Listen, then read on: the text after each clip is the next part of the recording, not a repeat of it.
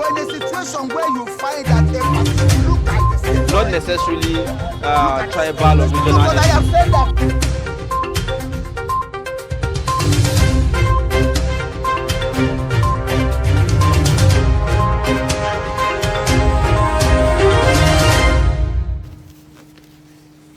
All right, thank you for staying. On the dailies on Daybreak today, we have Nuruddin Abdullah, editor of 21st Century Chronicle, to give us perspectives on the stories on the front pages of our newspapers. Now, let's begin with the Daily Trust newspaper. The lead story talks about APC Convention, Buhari in tight corner over chairmanship, zoning. The writer says governors, others await president's return from Brussels tomorrow. And then the second rider, I'm in the race, Senator Abdullahi Adamu says. Now, the pictorial there shows you the president of the European Commission, Ursula von der Leyen, and President Muhammadu Buhari, and then, of course, President of the European Council, Charles Michel, and President of France, Emmanuel Macron, at the opening ceremony of EU-African Union Summit in Brussels, Belgium, yesterday. Below that, you'd find the story about Nigeria's GDP. Nigeria's GDP records 3.4% growth, highest since 2014. We'll be taking a look at the details of that much later on the program. And then at the very bottom there, it's time for new economic deal between EU and Africa, and that's Buhari. The details is on page 16. And then EFCC, Malami disagree on creation of agency for forfeited assets, and that's on page 9. Scarcity, operatives trail marketers hoarding petrol, hike in price. You'd find that on page 20. And then at the top there, just above the lead story, Kano APC crisis, Ganduje floors Shekarau Barrow at appeal court. PSC suspends carries men, orders IGP to suspend 2 inspectors. Oppressed widows back 3-year jail, pay 1 million naira fine, and that's according to the House. That's according to reps. Well, these are some of the stories on the front page of Daily Trust. Now, at the back there, you see a piece by Jibrin Ibrahim talking about deepening democracy, building national consensus on democracy building. This is the column there where you'd find, the details. You can pick a copy of the Daily Trust to have a sense of what the story is all about. That's that for the Daily Trust today. All right, with that, we'll move on to Nigerian Tribune newspaper. And you'd find the lead story there. It says, Carry Gate. Police Commission suspends 2 indicted officers, directs IGP to suspend 2 others, and details of that can be found on page 4. We also have, beside the pictorial there, Kano APC crisis, Ganduje's faction wins at appeal court. We also have out-of-school children, not only northern problem, says federal government. Reps call for procurement of body-worn camera for police, army, customs, and others. Details of that on page 5.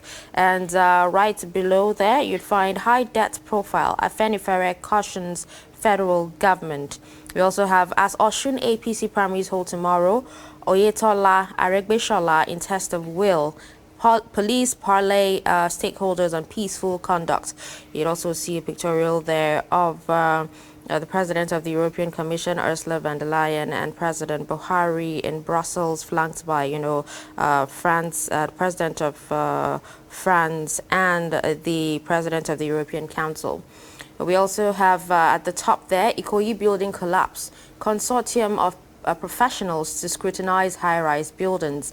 Writers here say building had poor workmanship, says SON. 5 victims still unidentified, says pathologists. We also have 2.557 trillion naira fuel subsidy. Reps begin review of 2022-2024 MTEF. Set up technical committee to interface with NNPC on fuel subsidy. Constitution review report to be laid next week, says Kalu. And these are some of the stories that made the front page of Nigerian Tribune. All right, now take a look at this day newspaper this morning. There, you'd see the story at the very top there. It talks about, at 3 3.40% in 2021.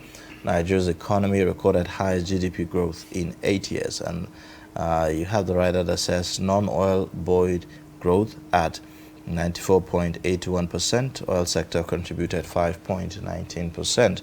The lead story talks about 365 days to presidential election. The aspirants are emerging.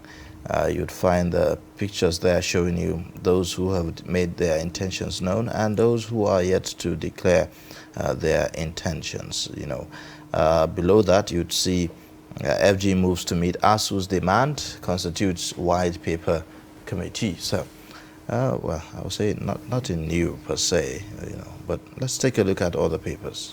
All right, the Nation newspaper here says at the top there, Balogun to mount Olubadan throne next month. We also have a rep for trial over certificate forgery, April 11. We also have a story here that says Apc, 2 police officers suspended. Appeal court ratifies Ganduje-backed APC Exco.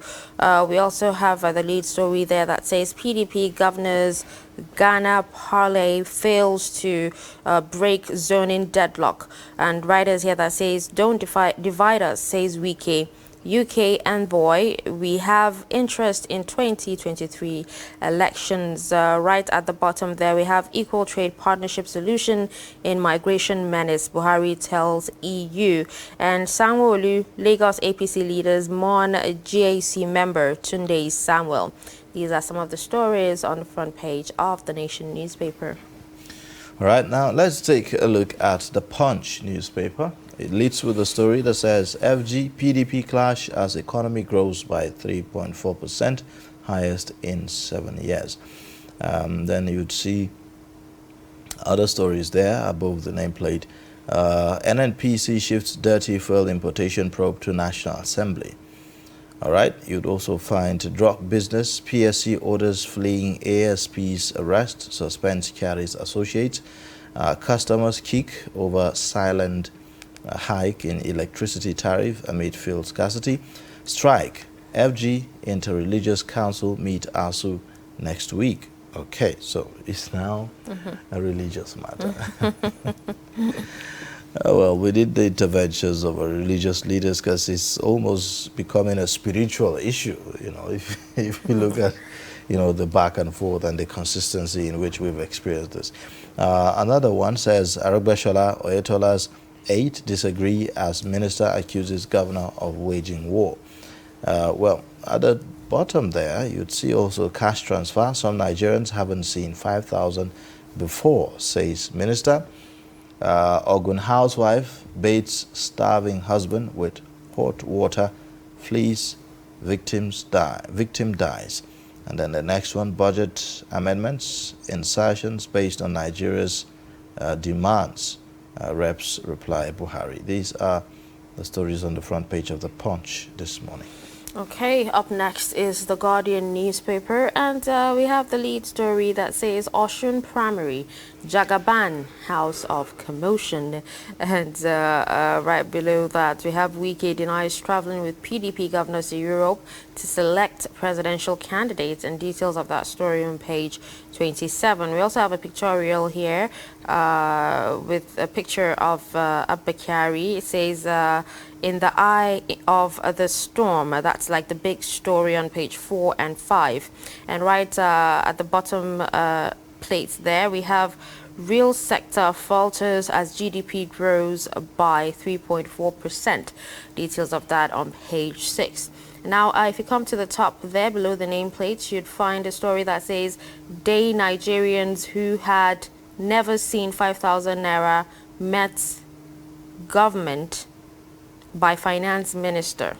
All right, Ganduje extends olive branch as court upturns a ruling recognizing Shekarao's APC faction. Arewa Group urges APC PDP to back Igbo presidential candidate. And also, I think these are some of the top stories on the front page of Guardian newspaper. All right, now let's get perspectives on some of these stories. Like we told you, we have in the studio Nuruddin Abdallah, editor of 21st Century Chronicle in the studio. Good morning. Welcome to Daybreak. Good morning. Good morning, sir.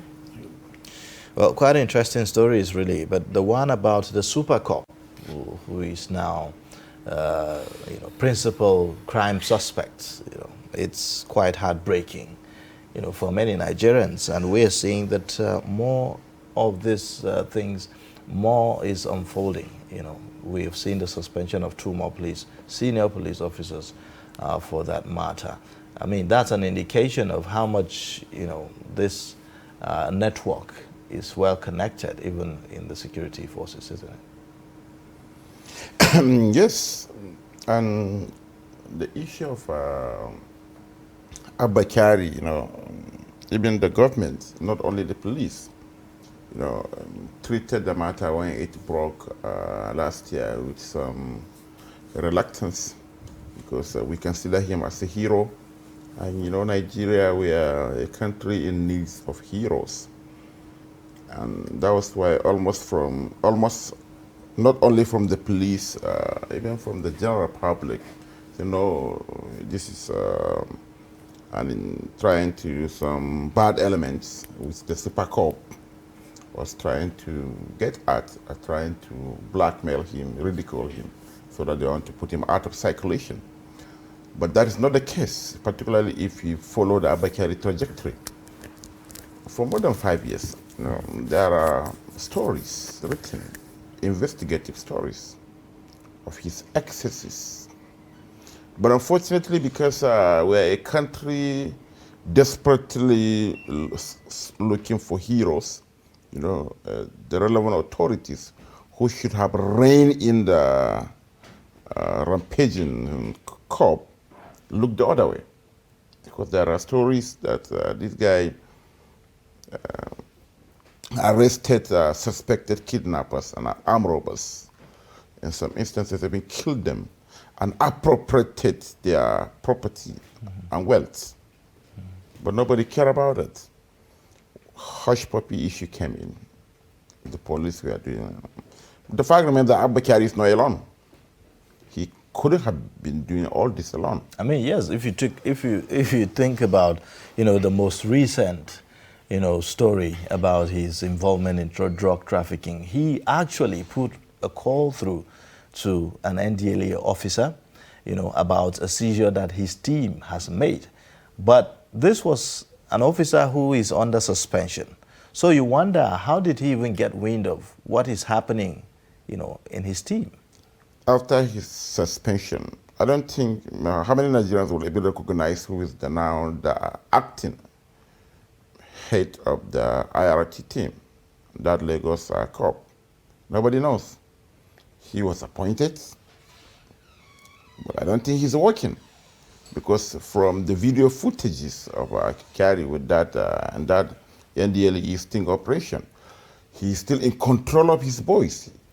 He was assuring the NDLEA undercover chap that yes, the boys are loyal. So that's the problem. Abakari personalized the entire anti-kidnapping operations. Everything revolves around him. And not for a good reason, for a bad reason. But this is a unit that seemed to be directly under the office of the IGP. I mean, it is called the IGP's Intelligence Response Team, isn't it?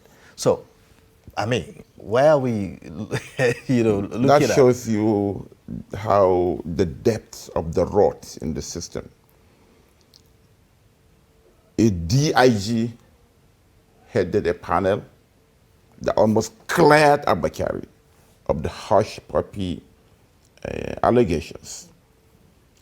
Even though the same panel headed by the DIG uncovered during the course of its investigations that Abakari's biological brother, who all people across the country know through his Instagram pages and other social media platforms, collected more than 270 million naira from Hush Puppy and Hush Puppy's associates.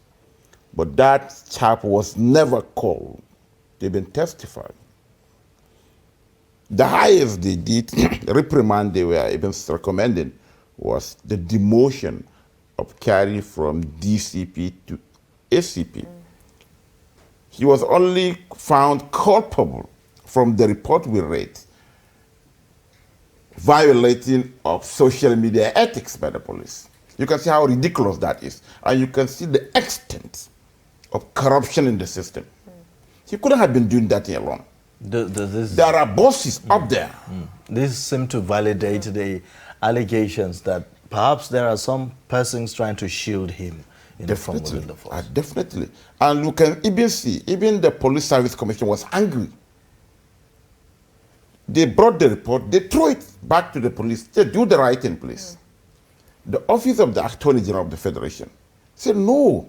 When Malami appeared on a television interview, I think about 2 weeks ago, was it last week? He said it. He returned it to them. He said the information, and mark you, Apc was indicted after a thorough investigation by the FBI. They can't just, FBI cannot single out Apc just like that.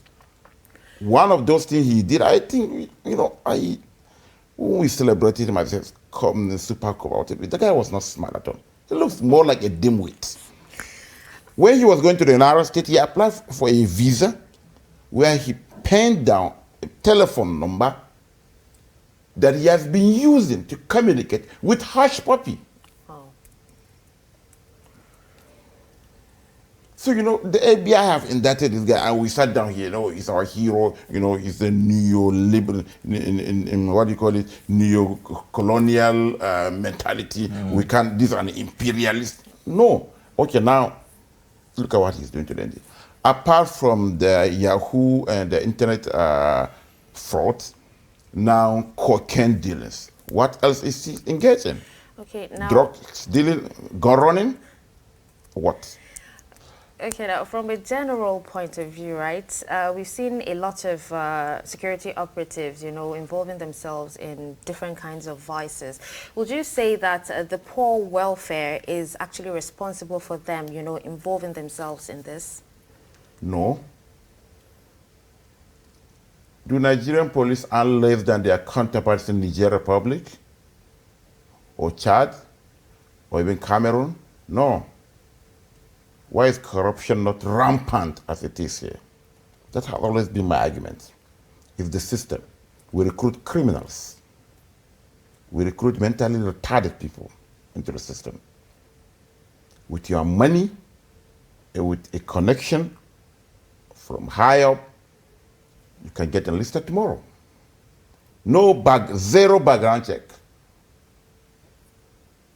Zero background check as far as the police is concerned. I mean, we were talking about background check. I mean, we've seen this same person being honored by our National Assembly, the National Parliament, at the Green Chambers, to be precise, honored him. And not only the Green Chambers, the wife of the president also awarded him, some kind of awards and all that. And, one tend to think about when we award people or when we consider people as heroes, is there some form of searchlight on these persons, or to kind of scrutinize their person and see truly is this person who he claims to be? Unfortunately, there is a very little difference when it comes to this. We want to celebrate heroes by all means. There is no difference between the man on the street and those at the chambers, the two chambers of the National Assembly, when it comes to that. As a lawmaker, for instance, you have to look beyond the surface. But unfortunately, we don't do that. They are carried away, you understand? Just like ordinary people on the street. There should be, at the National Assembly, at the House of Reps, for instance, there is a committee that oversights this same agency that Apc was holding. And I don't know, maybe my journalistic instincts, I ask questions. Whenever I see that the guy has so much, he's obsessed with social media, he posts all manner of pictures, operational pictures. When bandits took over Kaduna-Abuja highway, We saw the man there on his Instagram and Facebook say, okay, Abakari is here, and he was taking selfie with all manner of things. Maybe that's what gave him the prominence and the, you know, the kind of recognition that he has, because apparently there are many other police officers that are doing excellent jobs, that are doing very, very well, you know, but we do not get to hear their names, we do not get to see them.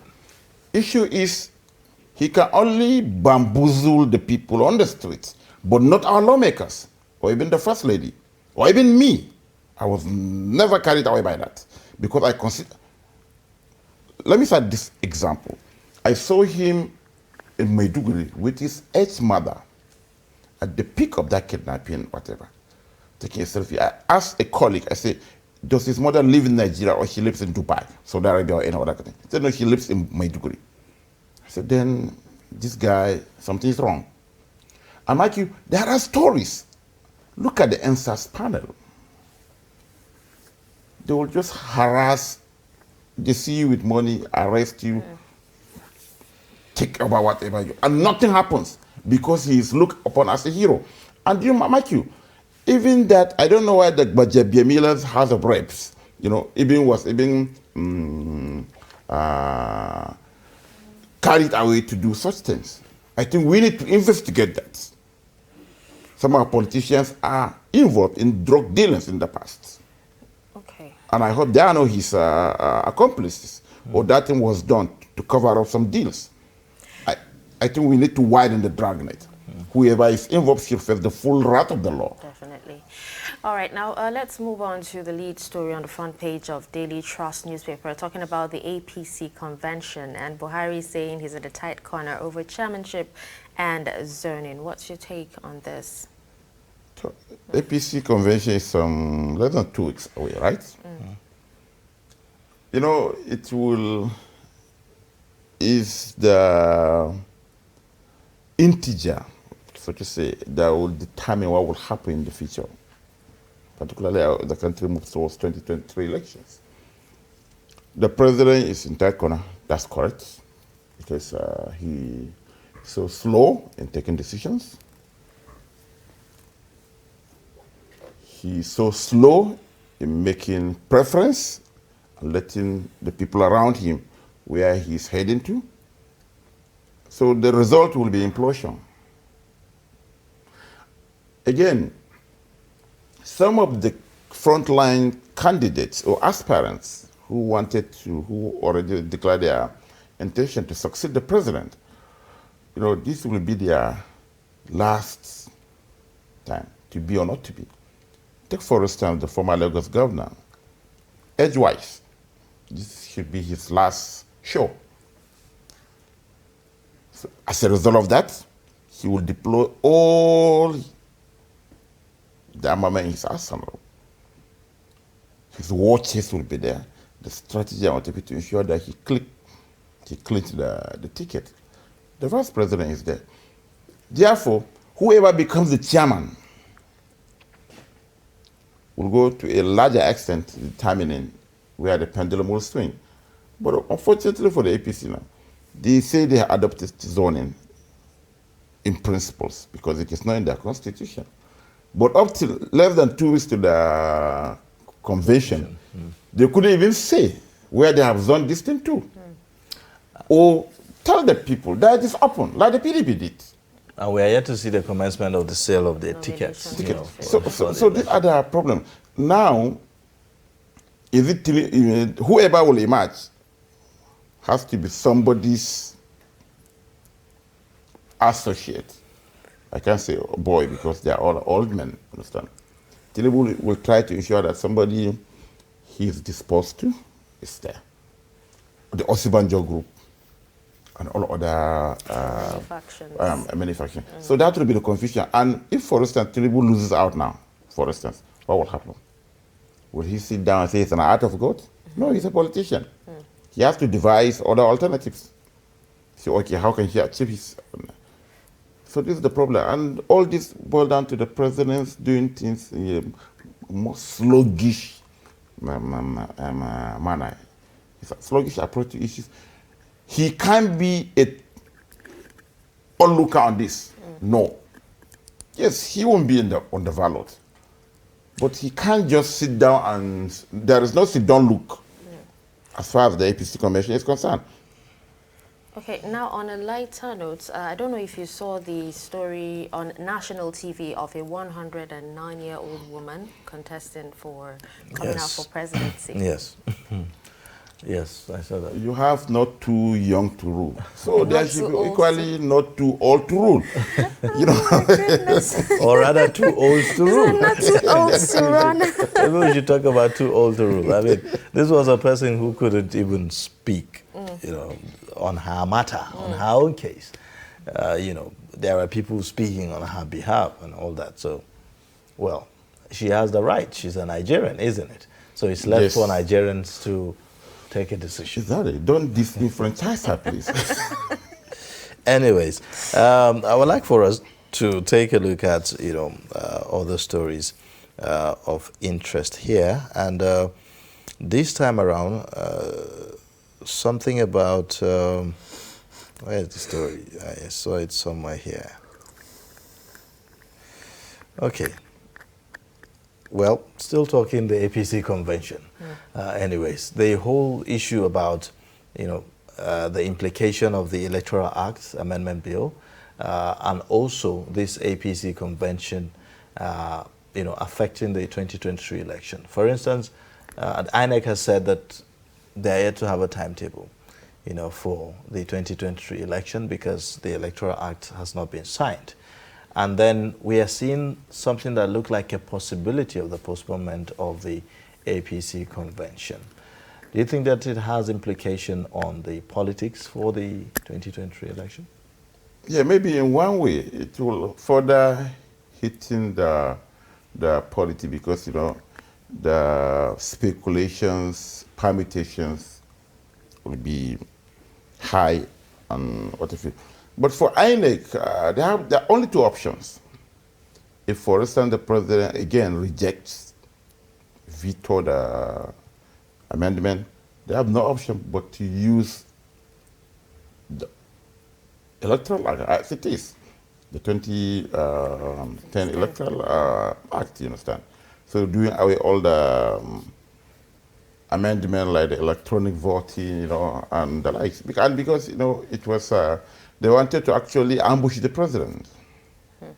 Yes, because they included a clause, that section clause 82, or 84 rather, where they are making a provision where appointed public officials, the ministers, the advisors, the commissioners, special assistants, or the like, will not participate at the delegate. Like even if, for example, the president signs that bill, all the ministers will not be part of the delegates at the Apc Convention. You understand? Commissioners at the state level cannot do that.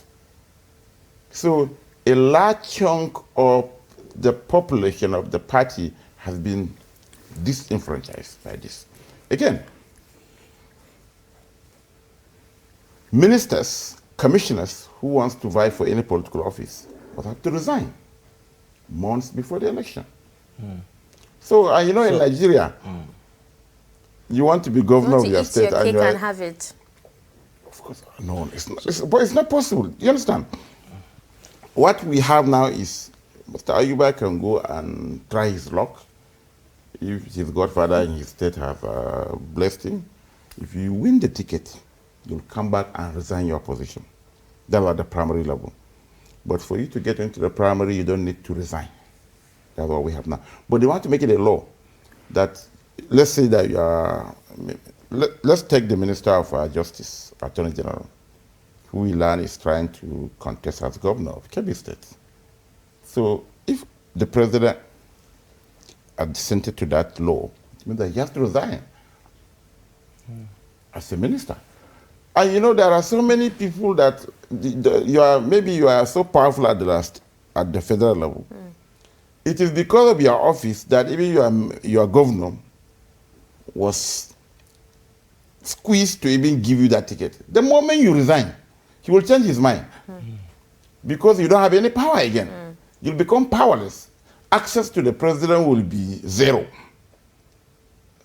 So in that case, you have almost lose your electoral value. So they look at it as ambush, because what the Senate did was to ambush the presidency, and some people were targeted. So when I saw the Minister of Justice talking that day, I just laughed. I said, okay, maybe he's one of the most principal targets. Because you lose your office, you're gone. Even access to the presidency will be very difficult for you.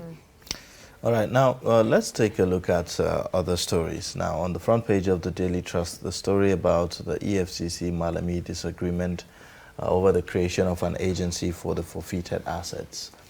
Do you think that we need that kind of agency?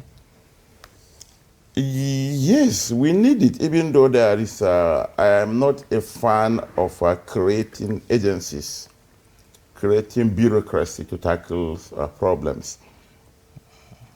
AMCON was created, even though we have the NDIC in 2008 after the meltdown. But AMCON is doing very well. With a click or one phone call to AMCON, they will tell you how many bad debts were recovered, who owns what, how many properties confiscated. You understand? But in the case of EFCC, forfeited assets, particularly through the criminal ways, DSS is doing it, the police is doing it, NDLEA is doing it, ICPC is doing it. Nobody, as I'm talking to you now, can tell you how much, in terms of money, for instance, was recovered from May 29, 2015 to date. The Office of the Attorney General cannot tell you, the EFCC cannot tell you, the Minister of Finance cannot tell you, the CBN cannot tell you. If they do, they will give you conflicting figures. A situation like this is prone to corruption, looting the loot. Minus Ribadu, as the pioneer EFCC chairman, almost all his successors up to Magu were accused, rightly or wrongly, of helping themselves from the recovered loot. So recovered loot has been the banana peel in the EFCC. So I'm surprised even the EFCC is even rejecting it, because most of their operatives are helping themselves. There are instances, reported instances. So when we have an agency, just like AMCOM is doing the banking sector, bad debts and what have you, one phone call, one click, that agency can tell you how much do we have, and it will be properly managed. In other words, all of these agencies will now Exactly, it's a warehouse, and better management. Go to the central area, you'll see luxury cars, Porsche cars, rotting away. They have been there under the sun. A car of 100 million under the sun for how many years? They will lose the value at the end of the day. They are now wreck. Or there are even apartments, but they just lock it. So it will be good for EFCC to just do the arrest, investigation, and prosecution. But the management of the assets should be for an entire agency, just like AMCON is doing. There was NDIC when AMCON was created after the meltdown in 2008. And AMCON is doing well. They recover this asset from bad debt and they manage them. They appoint interim management for airlines that collected bank loans and defaulted, big companies, and what have you. So that is how it should be. So I don't know why the EFCC is jittery. It will even help them to concentrate, because there is no money. They only investigate, recover, hand over, and prosecute. And that will also go a long way in preserving the value of some of those assets, isn't it? So that the government doesn't even lose at the end of the day as much. Take, for instance, in Kaduna now, there is a hotel. The EFCC, there was a report, I didn't trust that EFCC have converted the hotel into a lodging, a 3-star hotel. I don't see the wisdom of locking down that hotel for almost 10 years now. Just like AMCON is doing. When AMCON takes over ARIC, you as a passenger, you won't see any difference. There is no difference. The only difference is the management. Let the team keep running. And government takes the money. proceeds. Instead of allowing the hotel to decay just like that, or lush houses, for instance, some are even looted. The furniture and what have you been looted. Okay. Let's move on to education. You know, we're seeing a lot of stories on education, from ASU's strike to a report saying 22.1% of teachers in Borno State are incompetent and untrainable, to Nasarawa State, where the House of Reps have actually, you know, House of Assembly, summoned Nasarawa officials over non-payment of 400 teachers' salary, 400 of them. You know, education, particularly at the primary level, has been politicized. Before now, executive secretaries who are in charge of education at the local government level, we are not politicians. We are not appointed. We are civil servants. You know, you rise through the ranks. But now, politicians are appointed to man distance. Therefore, the recruitment process is done by the politicians. The executive secretary is a politician, so he shares the slot among the serving councillors and the chairman and his deputy. Zero merit. Nobody talks about. Look at the Borno something. There is part of the reports was saying that there was an NCE holder who cannot write NCE. And if you look at it, the local government in Borno with the highest rate of untrainable teachers is Maiduguri Metropolitan Council. Metropolis itself. Yes, because it's pure politics. Again, teaching job now has been reduced into, we say it in Hausa, Asama Misha Aiki, Koda teaching ne. Get him the job. He wants a job, even if it is teaching, which is the low, that profession at the lowest ebb. And that's the foundation. It's supposed to be the most important. Yeah. When you allow NCE holders, so it simply means that even the certificates are from Oshodi.